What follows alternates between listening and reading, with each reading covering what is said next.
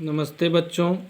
आज मैं इस वीडियो के माध्यम से आप लोगों के सामने गिनती जो कि संस्कृत की गिनती है या मैथ का ही एक चैप्टर है। जैसे आप गणित में पढ़ते हैं 1 2 3 4 5, उसको हिंदी में कहते हैं 1 2 3 4 5 10 11 14 ऐसे। तो उन्हीं चीज़ को हम संस्कृत में कैसे कहेंगे उसको हम देखते हैं। संस्कृत का अध्याय नहीं है, गणित का ही है, लेकिन गणित में 1 2 20 30 15 45 67 69 81 इन सबको कैसे लिखते हैं, ये कई बार पेपरों में भी आता है, टेट वगैरह में या फिर अन्य एग्जामों में। तो उसी के बारे में मैं इस वीडियो के माध्यम से आपको दर्शाना चाहता हूँ, दिखाना चाहता हूँ। तो आइए देखते हैं कि 1 2 3 या 11 12 या 20 19 26 अन्य 100 तक गिनतियों को हम संस्कृत में कैसे लिखेंगे या उसको क्या कहेंगे या क्या पढ़ेंगे। तो देखिए इस चार्ट के माध्यम से यहाँ 1 2 3 4 इधर है इस साइड, और हिंदी में 1 2 3 4। चार को मैं अलग इसलिए किया हूँ, जो 4 तक संस्कृत में गिनतियाँ होती हैं उसमें पुल्लिंग, स्त्रीलिंग और नपुंसक लिंग भी होता है। इसके बाद 5 से लेकर अन्य 100 तक गिनतियों में ऐसी कोई बात नहीं, इसलिए केवल 1 से लेकर 4 तक आप देख लीजिए। तो संस्कृत में 1 को कहते हैं एकः, इतना तो आप जानते होंगे, एकः। 2 को कहते हैं द्वौ, 3 को कहते हैं त्रयः, 4 को कहते हैं चत्वारः। ये है पुल्लिंग में, मतलब पुरुष जाति में। यदि स्त्रीलिंग मतलब ये फेमनाइन जेंडर है तो स्त्रीलिंग, ये फेमनाइन जेंडर कैसे कहेंगे, ये देखिए एका, द्वय, तिस्रः और चतस्रः, ये स्त्रीलिंग में।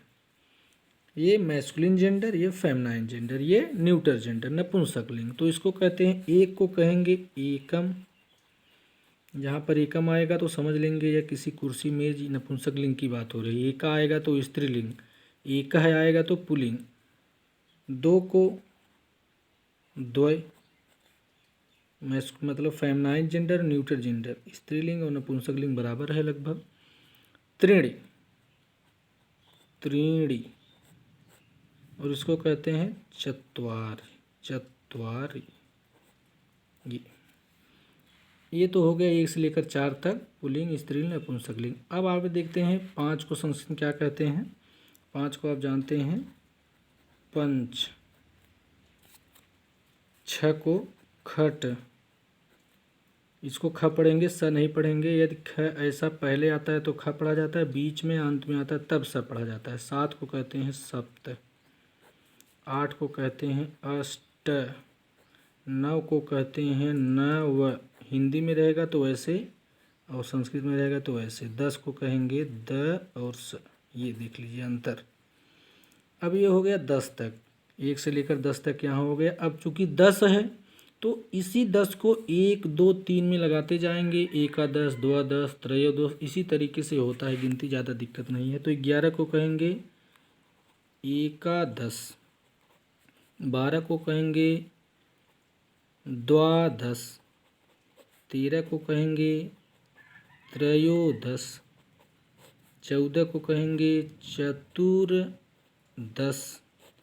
15 को कहेंगे पंचदश, 16 को कहेंगे खटदश, खटदश कहिए या खोडस, एक ही बात हुई, खोडस, ज़्यादातर यही यूज होता है, खोडस। और ये सप्तदश, इसके बाद अष्टादश, इसको देखिए यही 19 को या 29 को 39 को यही समझने बात। एकोनविंशति,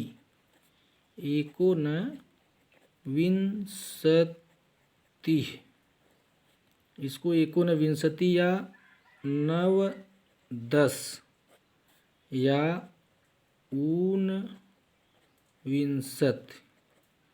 इसको इसलिए क्यों कहते हैं अभी बता रहा हूँ, क्योंकि 20 को कहते हैं विंशति,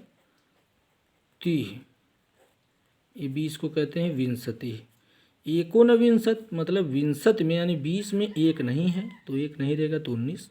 नवदश यानी 9 और 10, 9 और 10 को मिलाकर 19 होता है।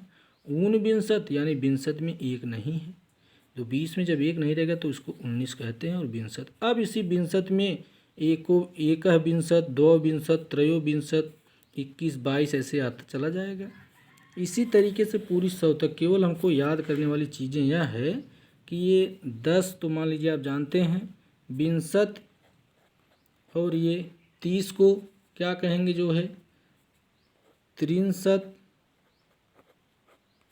40 को कहेंगे चतुर्विंशत, 50 को कहेंगे पंचाशत, 60 को कहेंगे खष्टिह, ये खष्टिह है, और 70 को कहेंगे सप्ततिह, और 80 को कहेंगे अशीतिह, ये 80 है, और 90 को कहेंगे नवतिह, और 100 को कहेंगे शतम। यही चीज़ आप याद कर लीजिए बस। उसमें 1, 2, 3, 4, 5, खष्ट एकोनविंशति। अब 39 लिखना होगा तो एकोनविंशति पीछे वाला यानी 63 में 1 कम है तो ये 29 हो गया। एकोनत्रिंशत 39, एकोनचत्वारिंशत तो ये हो गया 49, एकोनपंचाशत। इस तरीके से तो ये 20 तक याद कर लेंगे। इसके बाद ये 30, 40, 50, 60, 70, 80, 90 और 100। तो इसे इस तरीके से इसको करेंगे हम। इसको आप देखिए जैसे विंशति है तो एकविंशत, द्वाविंशत, त्रयोविंशत, 23 को त्रयोविंशत, 24 को चतुर्विंशत, पंचविंशत, 25 को इसी तरीके से कहते आएंगे। तो 29 को एकोनविंशत यानी चूँकि 63 है तो एकोनविंशत यानी 20 में जो है 1 कम, 20 में 1 कम यानी 20 और 9, 20, 9, 29। इसके बाद एकोनविंशत। अब इसको देखेंगे, इसको थोड़ा अलग से मैं समझा रहा हूँ, पिछले में थोड़ा मिस्टेक हो गया था 63 की जगह, तो फिर से देखते हैं इसको। देखिए 20 तक तो आ गए, 20 को विंशत कहते हैं तो 19 को क्या कहेंगे 1 कम, एकोनविंशति है, ठीक, एकोनविंशति ये हो गया 1 कम, 20 में 1 कम, एकोनविंशति तो 29 हो गया। ऐसे ऊपर से आएंगे दशम दशम करते हुए। इसके बाद ये अब देखिए 29 लिखना है तो 29 मतलब 30 से 1 कम तो एकोनत्रिंशति है, 63 ये हो गया। चत्वारिंशत तो ये 40 है तो 40 से 1 कम है तो एकोनचत्वारिंशत ये।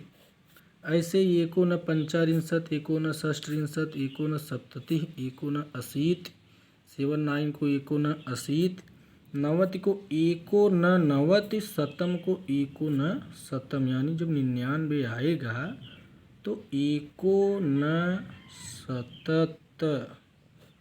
शतम यानी ये हो गया 99, शतम माने 100, नवति माने 90 तो 89 लिखना हुआ तो एकोननवति।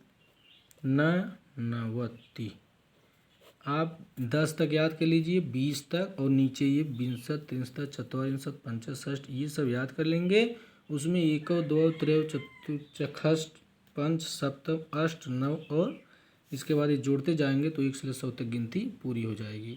तो वीडियो को पीछे कर करके आप अच्छे से समझ सकते हैं। और सब मतलब गणित से जितनी भी छोटी छोटी चीज़ें, अब मैं रोमन अंक आपको एक दिन बताऊंगा। तो आज के लिए बस इतना ही, धन्यवाद।